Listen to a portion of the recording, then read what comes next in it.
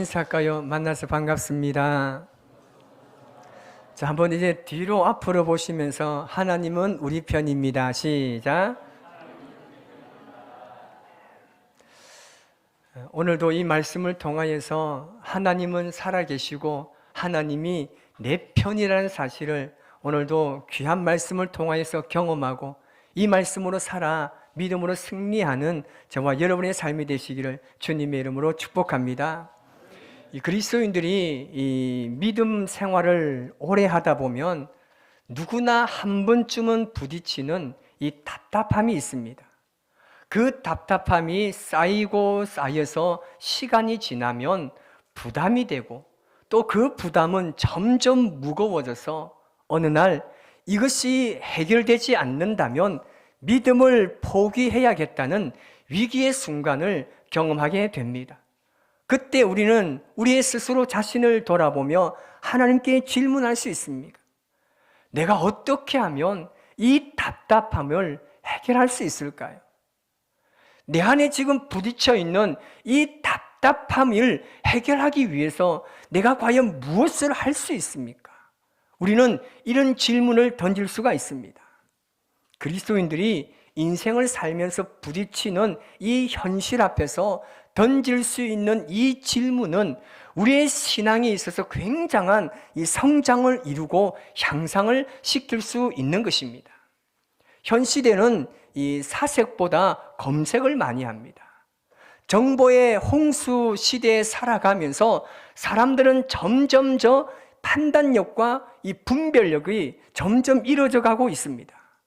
그뿐만 아니라 속도가 굉장히 빨라져 감으로 인해서 그 속도를 따라가지 못하는 사람들은 방향마저 잃어버리는 사태가 되었습니다. 그래서 우리 인생에 사색이 중요한 이유는요, 더 깊은 고민과 생각에서 나오는 질문들은 더 나은 결정을 하게 되는 것이고 새로운 아이디어를 창출하고 이런 바쁜 일상 가운데 마음을 차분하게 만들어주고 경험을 통해서 배운 것들을 사색하면서 통찰을 얻을 수 있는 겁니다. 그래서 미국의 시인이자 작가인 헨리 데이비드 소로라는 사람은요, 그의 책 월든에서 이런 말을 합니다. 나는 숲으로 들어갔다. 그것은 내가 인생을 의도적으로 살아보고 싶었기 때문이다 라고 이야기합니다.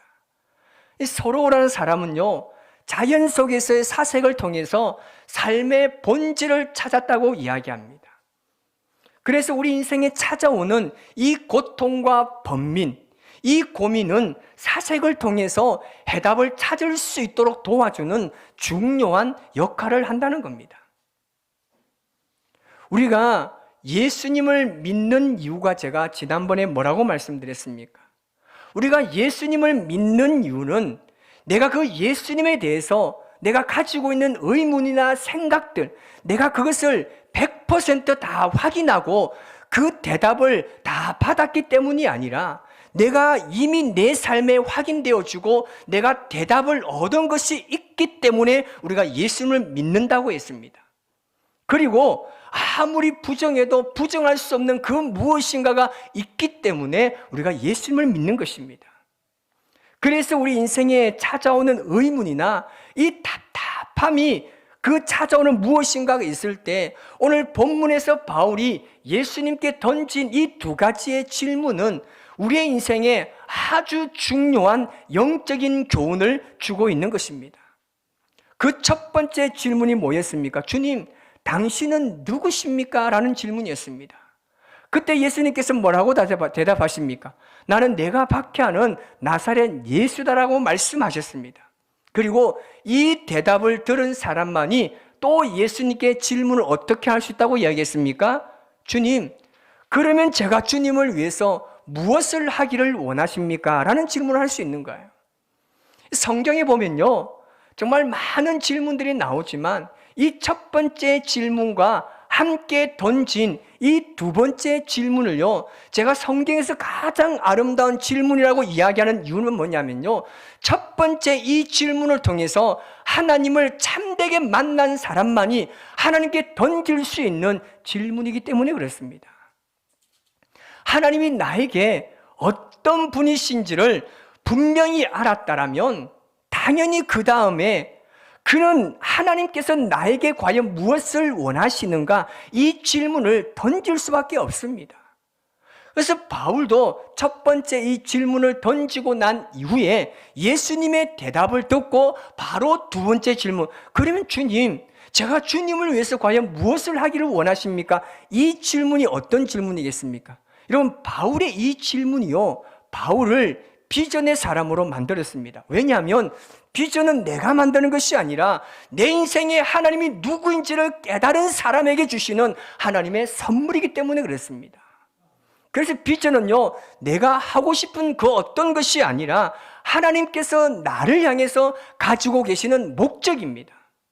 그래서 비전은 하나님께로부터 주어지는 것입니다.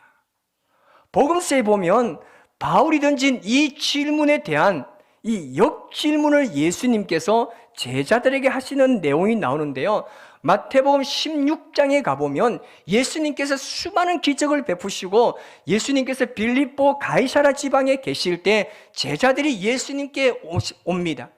그때 예수님께서 제자들에게 던진 질문이 있습니다. 사람들은 나를 누구라 하느냐라는 질문입니다. 이 질문에 제자들이 뭐라고 이야기합니까?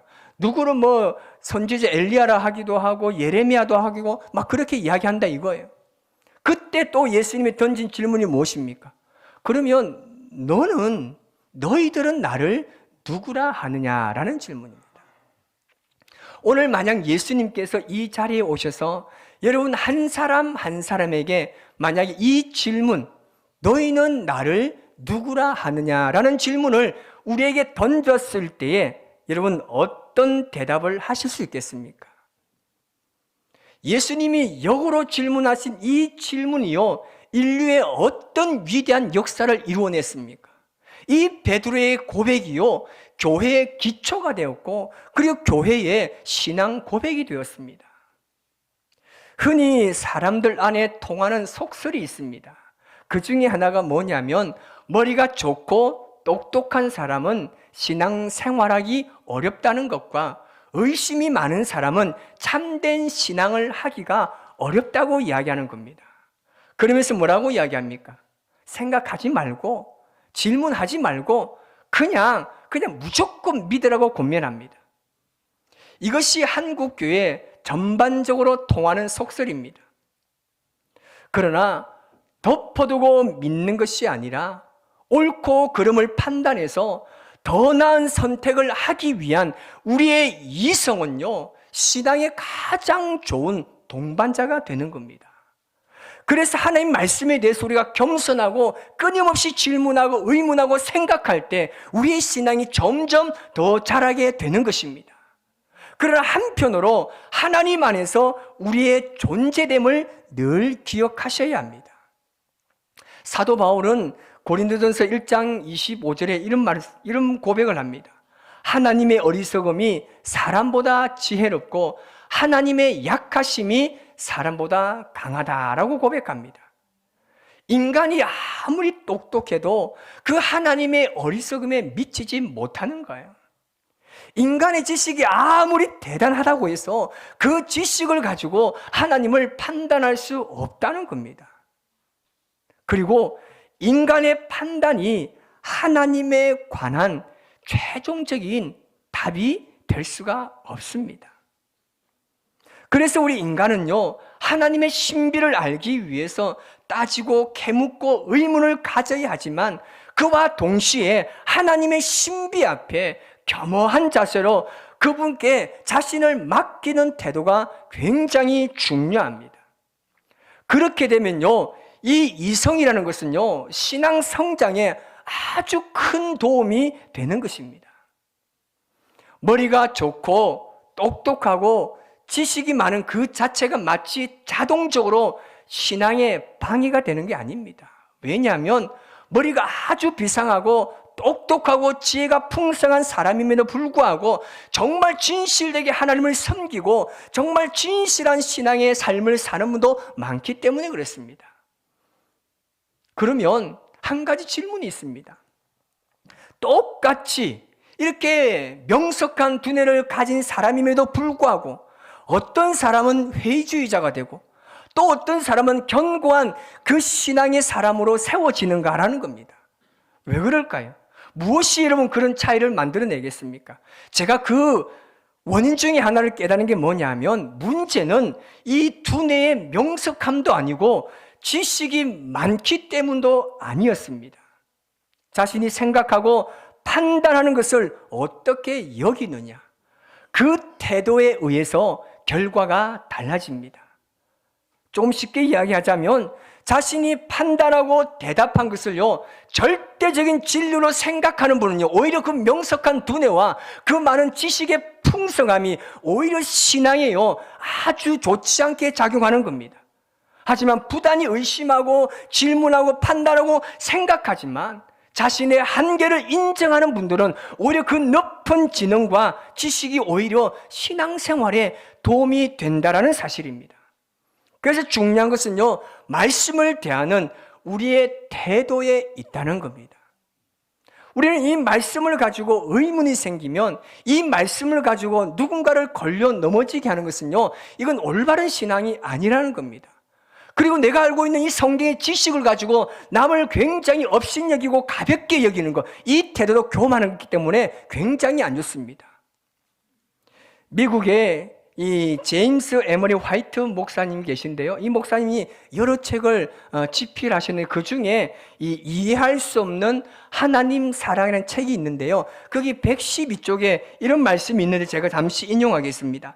하나님은 이성과 무관하신 분이 아니라 이성보다 크신 분이므로 우리는 이성을 자원으로 이용하여 하나님을 향하여 나아가야 한다라고 이야기합니다. 그리고 덧붙여서 이렇게 이야기합니다. 기독교 신앙의 위대한 요청은 의심을 제거하라는 것이 아니라 의심의 역학 속에서 믿으라는 것이다 라고 기록하고 있습니다. 무슨 말이냐면, 예수님을 믿다가 의심되는 상황이 생기면 그때 믿음을 선택하라는 겁니다.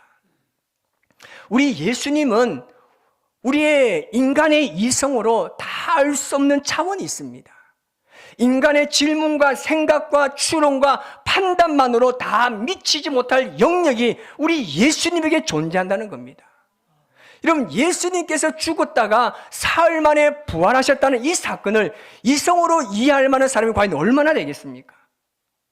그래서 예수님은요, 이성을 초월하는 존재이기 때문에 우리 이성으로만 예수님을 자꾸만 이해하고 알려고 해서는 안 되는 것입니다. 결국은요, 똑똑하거나 어리석거나 지식이 많으나 무식하거나 생각이 많으나 생각이 작거나 참된 신앙에 이르는 길은요, 동일한 겁니다. 나에게 일어난 그 일을 두고 내가 생각하고 질문하고 씨름하는 가운데 살아계신 그 주님이 나에게 오셔서 내 마음속에 역사하셔야 하는 겁니다. 살아계신 주님께서 깨우쳐 주지 않는 한 우리는 그 어떤 것도 온전하게 알 수 없다는 겸허한 자세와 태도를 가져야 하는 것입니다. 그러면서 우리는 하나님의 영감을 구해야 됩니다. 그 하나님의 영감을 구하면 그때 우리가 하나님을 참되게 만날 수 있는 것이고, 하나님을 참되게 만난 사람만이 그 하나님을 믿을 수 있는 것이고, 참되게 만나고 그 예수를 믿는 사람만이 섬길 수가 있는 겁니다. 그래서 믿음은 뭐라고요? 믿음은요, 공평합니다. 공평하신 하나님이, 부끄럽다니까요. 나 남이 가진 건 나 없지만 공평하신 하나님이 나 남이 없는 것 같게 하셨네. 어떻게 이 성명이 신이요 이렇게 고백할 수 있겠습니까? 누가 보더라도 이 사람의 삶이 얼마나 불쌍합니까? 그런데 그 사람 깊은 곳에서 참된 진리가 되시는 예수님을 만나고 나니까 나의 이 몸이, 이 불편한 몸이 불편한 게 아니고 내 삶에서 감사를 끌어올리는 도구가 되게 하는 것입니다. 그래서 여러분, 똑똑한 사람이라고 해서 더 믿기가 쉬운 것도 아니고요, 무식한 사람이라고 해서 더 믿기 어려운 것도 아닙니다. 부자라고 해서 더 믿기 쉬운 것이 아니고요, 가난하고 해서 더 믿기 어려운 것이 아닙니다. 참되게 믿는 것은요, 누구에게나 쉬운 일임과 동시에 어려운 일입니다. 여러분, 우리 인생을 살아가다 보면요, 누구에게나 장애물이 있습니다. 또 누구에게나 우리를 도우고 협력하는 도우미가 있습니다. 문제는 주님 앞에 내가 얼마나 진실하고 겸손하게 진리를 구하느냐에 있습니다. 요한복음 17장 3절에 이런 말이 있습니다. 영생은 곧 유일하신 참 하나님과 그가 보내신 자 예수 그리스도를 아는 것이니라 라고 말합니다. 우리가 영생을 다 알지 않습니까? 여기서 안다는 것은 뭐냐면요, 우리의 머리로 아는 게 아닙니다. 이것은 히브리어의 뜻에 보니까요, 경험한다는 의미가 있습니다. 다시 말해서 영생은요, 단순히 영원히 산다는 그 의미만이 아니라 하나님을 경험해 가는 것이 바로 영생이라는 겁니다. 제가 알기로 여기 계신 여러분들 중에 이 등산을 아마 좋아하는 분들이 많이 계실 건데요, 산을 직접 오르지 않고 책으로만 공부한 사람이 산 이름이 딱 나올 때 가장 먼저 머리에 떠오르는 게 뭔지 압니까? 숫자라고 합니다. 그래서 그 산의 고지가 얼마나 높은지 그에 대한 숫자와 봉우리가 몇 개고 그 산을 오르락 내리락 할 때 그 거리와 그 시간들, 그것이 먼저 생각난다고 합니다. 그러나 그 산을 직접 등반해 본 사람에게는요, 그 산의 이름이 나왔을 때 숫자가 아니라 그 마음에 새소리가 들리고 물소리가 들린다고 합니다. 그 마음에 아름다운 그 풍경이 그 마음에 그려진다고 합니다. 이것이 그 산을 직접 경험해 본 사람과 지식으로만 알고 있는 사람의 차이인 것입니다. 여러분은 예수님의 이름을 부를 때 가장 먼저 무엇이 떠오르고 무엇이 느껴지십니까? 여러분 인생에서 가장 마음속 깊은 곳에서 품어져 나오는 그 질문이 무엇입니까? 바울이 던진 그 첫 번째 질문으로 인한 두 번째 질문. 주님, 내가 무엇을 하기를 원하십니까? 그때 예수님께서 바울에게 뭐라고 말씀하십니까? 일어나 다메섹으로 가라. 내가 해야 할 모든 일들을 거기서 누가 가르쳐 줄 것이다 라고 말씀합니다. 예수님의 이 말씀은요, 자기 중심적인 탐구가 아닌 예수님의 소리에 귀를 기울이고 그 관계 속에서 주신 사명을 깨달으라는 말씀입니다. 이것이 바로 바울의 비전이었고, 그의 비전은 앞으로 하나님께서 이끌어 가시겠다는 확신이 그에게 있은 겁니다. 여러분, 바울은 자신이 던진 질문으로만 그가 끝나지 않았습니다. 그 질문에 대한 대답을 얻고 자신의 삶의 방향을 설정하고 거기에 인생을 걸었습니다. 질문만 던진 게 아니에요. 그 질문을 통해서 답을 얻었습니다. 그 자리에 안주하지 않습니다. 그 하나님의 말씀을 통해서 그는 인생의 생명을 걸고 비전을 가지고 달려간 겁니다. 근데 생각해 보십시오. 바울의 삶이요, 어땠습니까? 하나님께 주신 사명을 가지고 걸어감에도 불구하고 그 길이 평탄한 길이었습니까? 아닙니다. 이전보다 더 험난하고 더 고통의 길이었고 더 가시밭길이었습니다. 하지만 오직 자신에게 주어진 그 해답을 가지고 성실하게 하루하루를 살아냈습니다. 그의 삶을 돌아보십시오. 여러분, 바울의 삶을 돌아보면요, 그가 정말 어떤 위대한 일을 성취하기 위해서 간 게 아니에요. 어떤 위대한 일을 내가 해내기 위해서 걸어간 것도 아니고요, 그런 어떤 명성을 위해서 그리고 자기 이름을 내기 위해서 그 길을 걸어간 게 아닙니다. 어쩌면요, 바울의 인생은요, 온통 하나님에 대한 질문으로 가득했습니다. 나를 보내셨는데 왜 이런 길이 나에게 찾아옵니까? 이렇게 복음을 전하고 있는데 왜 하나님 이 길이 이렇게 열리지 않습니까? 나는 정말 여기 가서 복음을 전했을 때 복음이 더욱더 확산되고 있는데 왜 하나님 그 길 막으시고 왜 다른 곳을 돌리십니까? 바울의 인생에 엄청난 질문이 쏟아졌을 겁니다. 아마 여러분들 말씀은 하지 않지만 여러분의 인생에 찾아오는 질문들은요 엄청나게 많을 겁니다. 그 질문을 주님 앞에 던졌을 때 주님 앞에 해답을 받았다라면 여러분 그것으로 끝내지 마십시오. 그것 가지고 일어나서 세상을 향해서 그게 인생을 걸고 생명을 걸고 살아가시기를 주님의 이름으로 축원합니다. 그게 하나님의 역사가 일어나는 거예요. 하나님께서는 우리에게 가끔씩 어려운 환경을 사용하셔서 우리로 하여금 하나님께 질문하도록 하십니다. 하나님, 왜 이렇게 힘든 일을 주십니까? 꼭 이렇게 하셔야만 합니까? 그때 주님께서 우리에게 깨닫게 하시는 답이 분명히 있을 겁니다. 우리가 여전히 하나님의 은혜가 없이는 살 수가 없고 하나님의 도우심이 없이는 살 수 없는 인생임을 하나님께서 그 사건을 통해서 우리에게 깨닫게 하시는 겁니다. 하나님은 우리의 처한 환경이 어떠하든지 그곳에서 하나님을 새롭게 경험하기를 원하십니다. 그래서 모든 인간이 고난과 질문을 통해서 성장하고 변화된다는 사실을 깨닫게 하시는 하나님의 섭리가 그 안에 있는 겁니다. 이것이 바로 신앙의 본질입니다. 이것이 바로 저와 여러분이 달려가야 할 방향입니다. 여기에 인생을 걸고 나아간다라면 반드시 하나님께서 우리를 통해서 수많은 영혼들이 주께로 돌아오게 하실 겁니다.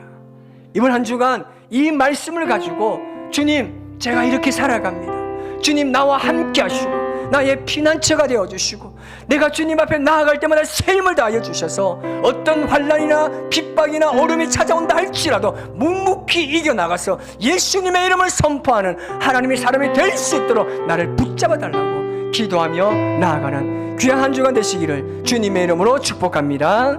기도하겠습니다.